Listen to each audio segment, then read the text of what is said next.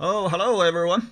I'll continue my physics, the physics from nature's perspective. I'm the nature, and or I'm the God, and or I represent them, and I'll speak for them since they can't speak.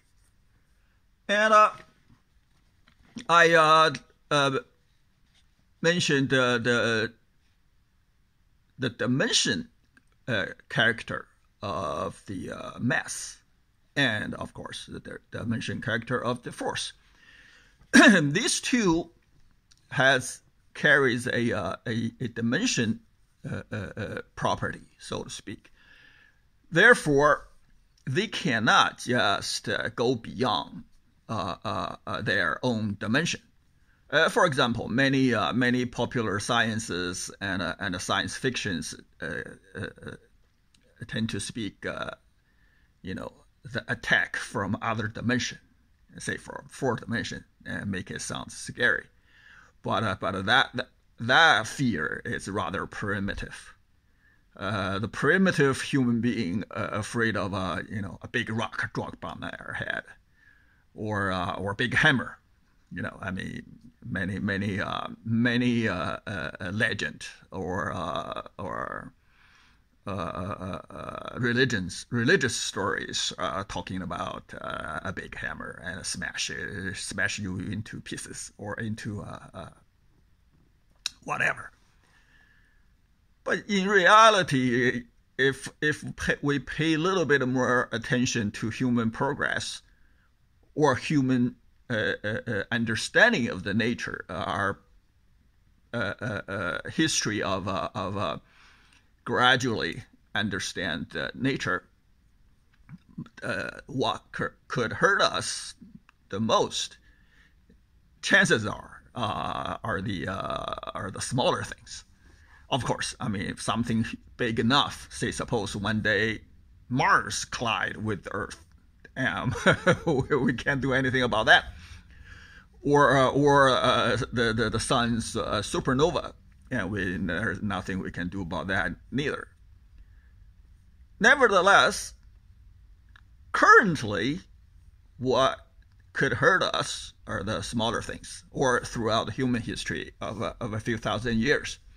Say, for example, a bow and arrow. The arrow is literally a point that can penetrate our skin, and swords, knives, the swords that hurting us is the edge. The edge is one-dimensional. The point of an arrow is like a zero dimension. It's a point, and the edge of a sword is one-dimensional. It can cut us. It's not gonna smash you. It's gonna cut you into pieces. And currently, we're dealing with the COVID virus. Virus is even smaller, and we can't do anything about that. You can't smash. Sure, you can smash a bow and arrow, and you can also smash a sword, but you can't smash the virus. No matter how big of a hammer you have, it doesn't make any difference to the to the virus. So in some sense, we might even consider virus as a two-dimensional animal, and we are three-dimensional. Our forces we could gather are all three-dimensional, and the means we have on the on the viruses are like from higher dimension, and we can't really do much about them. So the reason I'm discussing these things is because we as human beings, our cognitive abilities are rather limited, and we tend to only think from our perspective. We are as an observer, and we only think of ourselves. We consider everything else from our own point of view. The things we couldn't think of, or the things we couldn't feel or detect with our instruments, and we consider their non-existence. We dismiss them, and that is wrong. Okay, now from God's perspective, or from nature's perspective, what is gravity? Christian, not Christian really, it's Judaism has a good explanation actually. Although my Jewish people and many Jewish scientists forgot about it. The universe is made or created by God. Jesus is daddy. Jesus' daddy, of course, only took him 7 days and probably nights to create the entire universe. But, however, when you create something from nothingness, from scratch, the 7 days may be forever. We have no idea how long that is. However, how do we create a universe? Right now, only for the purpose of understanding gravity. Of course, to understand gravity, you don't need to create a whole universe. In fact, you don't even need to create a solar system. All you need is create a sun and a earth. And these two are going to be enough for you to take a peek from God's perspective, my perspective, nature's perspective of what gravity is. Okay, I couldn't emphasize more that gravity is a collective phenomenon. One thing, one individual has no gravity. You need at least two things to have gravity. Universe need more than two things. So let's start with two things to create a sun and the earth, so that helping us understand what is the gravity. Okay, where do we start? Two things. Hydrogen atoms probably the best place to start, because we have hydrogen on the Earth, and sun is primarily hydrogen. Right now, anyway. maybe one day supernova it wouldn't be. Anyhow, let's start with two hydrogen atoms. Suppose the entire universe, there's nothing else but these two atoms, hydrogen.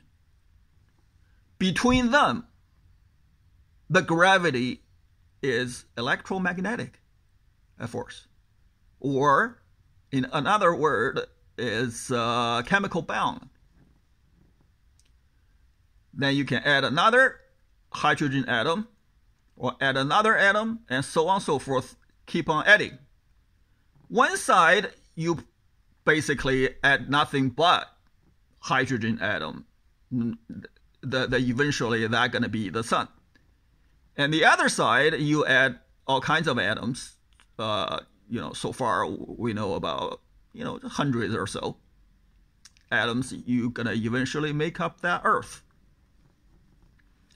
During this process, more and more atoms you added, the attractions are gradually become less and less electromagnetic, because the total sum of the electrical charges are zeros. But when you only have one atom, the electron and the nuclei, the proton and the electron is rather distinguishable. When you have millions of them or trillions of them, all of them put together, it's like a mush. It's like a mashed potato. It's like a porridge. You can't tell the grain from the porridge anymore. You can't tell the starch from potato, say like French fries or something else anymore. They're just all mushed together. At that point, the forces between them, although from my perspective, from nature's perspective, from God's perspective, they are still electromagnetic only because they are too many and added up together. No more, no less. Only quantitative change. Qualitatively speaking, they're still magnetic and electric. I hope I made that clear enough. At some point, their electromagnetic characteristics is become undetectable to human being. And we somehow think the gravity come out of nowhere. And electromagnetic forces or characteristic of the gravity as in nature as an electromagnetic summation disappeared. Only because our thinking, our feeling, our cognitive ability are rather limited. And we can feel. It doesn't mean it's not exists. And of course, we also use mathematical language to describe the universe and to describe the solar system. And when we do that, sun and earth all become a point or 2 points. And these points are geometric points, mathematical points. They are nothing. No volume, no area, no length. When that is in your mind, the atoms and their electric magnetic fields cancel each other out. And then you think gravity came out of nowhere. However, from nature's perspective, from God's view, I added it all up one by one. It's finite. It never disappears. The electromagnetic forces are always there. They're just added up. Before, your porridge has only one grain. Now is a big pot of a porridge. And it's just a big mess. So that what you feel is an average of each atom's electromagnetic contribution. Once things are averaged out, the individual disappears.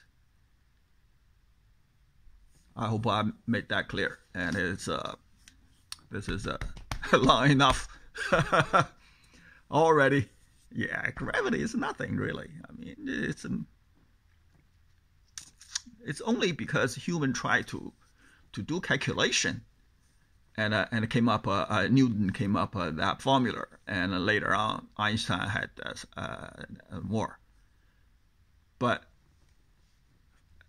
actually, we deviated further and further from nature because Einstein is even more mathematical. Namely, Einstein need to take derivatives. Newton at least didn't take many derivatives because he only started using it first, and